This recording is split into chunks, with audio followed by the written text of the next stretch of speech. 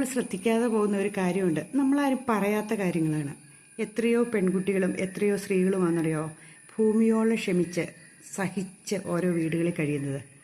അവരെ കുറ്റപ്പെടുത്തുന്ന ഭർത്താക്കന്മാരും അമ്മായിയമ്മമാരും നാത്തൂമാരും എന്നുവേണ്ട എല്ലാവരുടെയും കുത്തുവാക്കുകൾ കേട്ട് കേട്ട് കേട്ട് ക്ഷമ നശിച്ചു കഴിയുമ്പോൾ ഈ പെൺകുട്ടി എന്തെങ്കിലും തിരിച്ചു പറയും.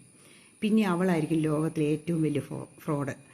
അവളെ പിന്നെ കുറ്റപ്പെടുത്താൻ വേണ്ടി ഇഷ്ടം പോലെ നാട്ടുകാരും വീട്ടുകാരും ഒക്കെ പറയും. അവൾ തർക്കുത്തരം പറയണ അവൾ ധിക്കാരിയാണ്, അവരവരെ മൈൻഡ് ചെയ്യണില്ല എന്ന്. ഈ കുട്ടി അനുഭവിക്കുന്ന വിഷമങ്ങളൊന്നും ആരും അറിയില്ല. എനിക്ക് അറിയാവുന്ന ഒരു കേസുണ്ട്. ആ പെണ്ണ് മടുത്ത് അവസാനം തിരിച്ചു പറഞ്ഞു സഖി കെട്ടപ്പം.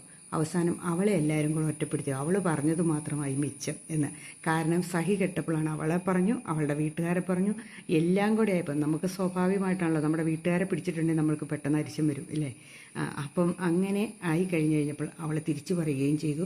അവൾ ആ വീട്ടിൽ ഒറ്റപ്പെടുകയും ചെയ്യും. അവസാനം എല്ലാവരും കുറ്റപ്പെടുത്തി അവൾക്ക് മാനസികമായിട്ട് പ്രശ്നങ്ങളുള്ളവളാണെന്നും പറ്റിച്ച് കല്യാണം കഴിച്ചതാണെന്നും ഒക്കെ പറഞ്ഞ് അവളെ ഉപേക്ഷിക്കുകയും ചെയ്തു.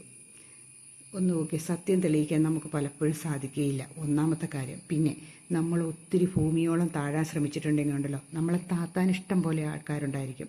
നമ്മൾ തല എപ്പോഴും കുനിഞ്ഞു കൊടുക്കുന്നു, നമ്മളെ ചവിട്ടി കയറാൻ ആൾക്കാർ വന്നുകൊണ്ടിരിക്കും. അതുകൊണ്ട് പരമാവധി നമ്മുടെ തല നിവർത്തി പിടിക്കാൻ നമ്മൾ ശ്രമിക്കുക. എത്രമാത്രം താഴ്ന്നുവോ അത്രമാത്രം ചവിട്ടും. അതാണ് ഈ ലോകം, അതാണ് എവിടെയും സംഭവിക്കുന്നത് കേട്ടോ. നമ്മുടെ രാജ്യത്തിനാണെങ്കിലും നമ്മുടെ വീടുകളിലാണെങ്കിലും ഒക്കെ സംഭവിക്കും. നമ്മൾ ക്ഷമിക്കും തോറും നമ്മളെ ചൊറിഞ്ഞുകൊണ്ടിരിക്കുകയും ചെയ്യും. അപ്പം ഒരു പരിധി കഴിഞ്ഞ് ഒരു ടെക്സ്റ്റ് ഡോസായിട്ട് ഓരോന്നൊന്ന് തിരിച്ചു കൊടുത്തിട്ടുണ്ടെങ്കിൽ ഉണ്ടല്ലോ, പിന്നെ നമ്മളെ ചൊറിയാൻ വരില്ല. അതാണ് വേണ്ടത്.